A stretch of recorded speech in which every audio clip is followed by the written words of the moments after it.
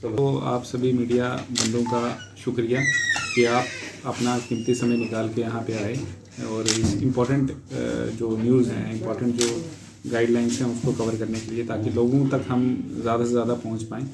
तो मेन मकसद आपको यही था बुलाने का कि हमारे यहाँ बहुत सारे इंस्टीट्यूशन इस्टेब्लिश हुए हैं इस एक साल में, जिनकी लोगों को खबर नहीं थी, और हम चाहते थे कि आपके माध्यम से लोगों तक हम पहुँचें और लोगों को भी उन इंस्टीट्यूशंस का फ़ायदा हो। जैसे मैं बात करूँ कि कोई भी औरत जो डोमेस्टिक वायलेंस से पीड़ित है या फिर एक्सप्लॉयटेशन उसकी किसी भी लेवल पे हो रही है, चाहे वो विद इन फैमिली क्यों ना हो रही हो, तो हमारे यहाँ एक वन स्टॉप सेंटर खुला है कठुआ में, जहाँ पे किसी भी प्रकार की महिलाओं को असिस्टेंस चाहिए तो वन स्टॉप सेंटर में अप्रोच कर सकती है। तो साथ ही साथ वहाँ पे हमारा एक और सेंटर खुला है, उसके दोनों इकट्ठे काम कर रहे हैं। दूसरे का नाम है district hub for empowerment of women, जिसको पहले महिला शक्ति केंद्र कहते थे। किसी भी वुमेन को वुमेन रिलेटेड स्कीम्स के बारे में जानना है, पता करना है, किसी को कोई और असिस्टेंस चाहिए वुमेन रिलेटेड कोई भी स्कीम के रिगार्डिंग, तो वो महिला शक्ति केंद्र को फ़ोन कर सकती है। उनका लैंडलाइन नंबर मैं आपको बता देता हूँ, 01922349997। ये महिला शक्ति केंद्र का लैंडलाइन नंबर है। इस नंबर पे वुमेन रिलेटेड कोई भी इशू है तो वो आप इनको कॉल करके बता सकते हैं, अपनी ग्रीवेंस मतलब रजिस्टर करवा सकते हैं, ताकि जो पीड़ित महिला है या फिर कोई भी स्कीम का फ़ायदा लेना चाहती है वो इस नंबर पे कॉल कर सकती हैं। इसी तरह हमारे जो बुज़ुर्ग हैं जो 60 एंड अबव, उनके लिए भी हमारा एक हेल्पलाइन नंबर है 14567 एल्डर लाइन। इसको एल्डर लाइन के नाम से जाना जा रहा है हेल्पलाइन नंबर। मिल के ये कोलैबोरेट करके ये हेल्पलाइन नंबर चला रहे हैं, और जो भी समस्याएं बुज़ुर्गों को पेश रफ्त आती हैं डे टू डे लाइफ में, चाहे वो इमोशनल सपोर्ट हो या कोई एक्सप्लॉयटेशन उनकी हो रही है, फैमिली में कोई परेशानी है, स्ट्रेस है, अगर फैमिली में उनको कोई इस वक्त जो आजकल का टाइम चल रहा है स्ट्रेसफुल लाइफ हो गई है, तो इस हेल्पलाइन नंबर पे वो किसी भी प्रकार की सहायता ले सकते हैं 14567। साथ ही साथ मैं पेंशन्स की बात करूँगा, जो इम्पोर्टेंट टॉपिक है आज का, कि पेंशन्स की जो गाइडलाइन है वो रिवाइज़ हो गई हैं। अब जिसको भी पेंशन चाहिए उसको ऑनलाइन अप्लाई करना है। ऑनलाइन जो पोर्टल है वो उसका नाम है जन सुगम पोर्टल पे उसको ऑनलाइन अप्लाई करना है। दोनों कैटेगरीज में हमारी 2 स्कीम्स हैं, एक स्टेट की है, एक सेंटर की है। स्टेट की स्कीम है इंटीग्रेटेड सोशल सिक्योरिटी स्कीम, जिसको ISSS कहते हैं। उसमें भी 3 कैटेगरीज हैं, ओल्ड एज, विडो और डिसेबल पेंशन के लिए PHC जिसको कहते हैं। इसी तरह हमारी NSAP कैटेगरी है, नेशनल सोशल असिस्टेंस प्रोग्राम में 3 कैटेगरीज हैं, Indira Gandhi old age pension, window pension और डिसेबिलिटी पेंशन। तो इसमें जो रेट है पेंशन का वो 1000 रुपया ही है, अभी कोई बढ़ोतरी नहीं हुई है। बहुत सारे टाइम क्या हुआ कि लोग मेरे पास अप्रोच किए और उन्होंने बोला कि पेंशन का रेट क्या बढ़ गया है।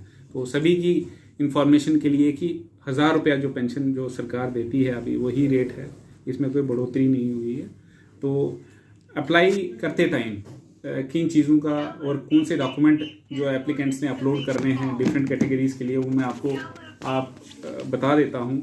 जैसे ओल्ड एज कैटेगरी में क्या क्या डॉक्यूमेंट लगने हैं, किस तहसील में बैठे हैं, तो जो भी कंसर्न तहसील का जो ओल्ड एज पर्सन होगा वो उनकी हेल्प ले सकते हैं। इसी तरह हमारी सेकंड कैटेगरी आती है विडो पेंशन। विडो पेंशन का पहले बड़ी समस्या रहती थी कि 40 साल से जो ऊपर हैं उनको ही हम पेंशन देते थे एज पर गाइडलाइन, मगर सरकार ने इसमें बड़ा अच्छा कदम लिया है। लोगों की समस्याएं थी वो ख़त्म कर दिया है, जो 40 का बार था। अब 40 से नीचे 18 एंड अबव जो मैरिजेबल एज रहती है सरकार की तरफ से, 18 एंड अबव जो है वो अप्लाई कर सकता है इसमें, अगर कोई विडो हो जाता है। तो इसमें 1-2 डॉक्यूमेंट इसमें एडिशनल देने हैं। एक तो जो मैंने आपको बताया ओल्ड एज कैटेगरी में जैसे वो डॉक्यूमेंट थे वैसे सेम इधर भी देने, प्लस 1-2 एडिशनल डॉक्यूमेंट, जैसे कि जो उसके हस्बैंड की डेथ हुई होगी उसका डेथ सर्टिफिकेट प्रोड्यूस करना है उसने। साथ ही साथ एक एविडेंस लीगल डॉक्यूमेंट देना है कि उसने कहीं और शादी नहीं की है या फिर कहीं और डिपार्टमेंट से कोई असिस्टेंस नहीं ले रही है वो, और साथ ही साथ उसने कहीं और शादी नहीं की है, वो गेजेटेड ऑफिसर से उसने देना है। तीसरी हमारी कैटेगरी है डिसेबिलिटी पेंशन। जो हमारी स्पेशली एबल्ड पर्सनस हैं वो जो ले रहे हैं हमसे पेंशन, उनकी कैटेगरी है। उसमें पहले हमने बताया कि ओल्ड एज में हमारा AAY और PHH राशन कार्ड होना है, विडो में भी PHH और AAY राशन कार्ड होना है। मगर इसमें क्या है, एक एडिशनल कैटेगरी बढ़ गई है, NPHH भी PHH कैटेगरी में अप्लाई कर सकता है। AAY और PHH तो था ही, मगर NPHH भी जो अगर हैंडीकैप है तो वो भी पेंशन के लिए अप्लाई कर सकता है। इसी तरह हो गया ऑर्थोपेडिक्स का, हो गया आई साइट का, ऑप्थेमोलॉजिस्ट हो गया। तो डिफरेंट कैटेगरीज के डॉक्टर बैठते थे, जो भी उस एलिमेंट होती थी पेशेंट को, उसको एग्जामिन करते थे और एक सर्टिफिकेट इशू करते थे मैनुअल। एक ऐसा जैसे पेज हो गया, उस पर डिसेबिलिटी सर्टिफिकेट लिखा होगा, तो वो मैनुअल सर्टिफिकेट इशू हुए हैं। अब सरकार की तरफ से ये डायरेक्शन है कि उनको ऑनलाइन किया जाए ताकि ट्रांसपेरेंसी इंश्योर हो और जो डाटा है वो ट्रांसपेरेंट रहे। और अगर सरकार की तरफ से कल फ्यूचर में कोई ऐसी स्कीम आती है जिसमें UDID कार्ड मस्ट हो, तो फिर उनको परेशानी हो जाएगी कोई और असिस्टेंस लेने में। इसलिए आपके माध्यम से ये रिक्वेस्ट है कि जितने भी डिसेबल पर्सनस हैं जिनके पास ये सर्टिफिकेट बने हैं, वो अपना सर्टिफिकेट अपने नियरेस्ट CSC में जाके ऑनलाइन करवा दें। अब इन लोगों की सहायता के लिए हमने अपने तहसील ऑफिस में भी CSC ऑपरेटर्स बिठाए हुए हैं, कम्युनिटी सर्विस सेंटर के ऑपरेटर्स बिठाए हुए हैं, और वो एज़ पर जो गवर्नमेंट रेट्स वो फ़ी लेंगे, वो उनका सर्टिफिकेट ऑनलाइन करेंगे पोर्टल पे। और फिर उसके बाद क्या है कि ये सर्टिफिकेट जब ऑनलाइन हो जाएगा, CMO ऑफिस वाले उसको अप्रूव करेंगे रिकॉर्ड एग्जामिन करने के बाद, और फिर उसको कार्ड मिल जाएगा, डिसेबिलिटी कार्ड, UDID कार्ड जिसको बोलते हैं। फिर उसको कोई दिक्कत नहीं होगी फ्यूचर में कि उसको पेंशन भी मिलेगी, कंटिन्यू रहेगी, प्लस और भी कोई बेनिफिट अगर सरकार की तरफ से मिलता है उसको भरपूर मिलेगा। तो अगर इसके अलावा मेरे से कोई अगर सर थोड़ा आपको पूरा ब्रीफ कर दिया है सोशल वेलफेयर की जो नई रिवाइज स्कीम थी, तो मैं ज़्यादा नहीं, मैं जो पेंशन्स की जो रिवाइज हुई है उसके बारे में बात करूँगा। कि जैसे आप जानते हैं कि ऑनलाइन ये फॉर्म अब फिल होगा जन सुगम पोर्टल के द्वारा, तो हमारे पास काफ़ी एप्लीकेशंस भी आ गई हैं ऑनलाइन हमारे पोर्टल पे जिन्होंने अप्लाई किया है नई पेंशन के लिए ऑनलाइन। तो मैं एक चीज़ बताना चाहता हूँ कि एक जो एफिडेविट लगना है नई पेंशन के अप्लाई करने के लिए, उसके लिए एफिडेविट जो होगा वो duly attested bye judicial magistrate. Judicial magistrate माने जज साहब, जज द्वारा जो अटेस्ट किया होगा एफिडेविट का वो लगेगा। लेकिन कुछ जो जिन्होंने अप्लाई किया एप्लीकेंट्स हैं, उन्होंने एग्जीक्यूटिव मैजिस्ट्रेट का एफिडेविट लगाया है, तहसीलदार साहब के द्वारा या किसी के द्वारा भी।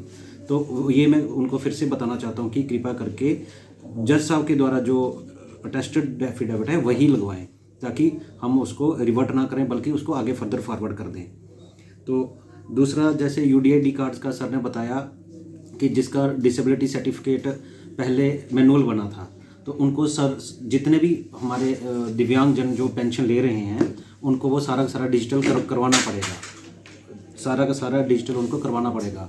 और हमारे 5 तहसील सोशल वेलफेयर ऑफिसेज हैं जिला कठुआ में, जिसमें बनी, बसोली, बिलावर, हीरानगर और कठुआ।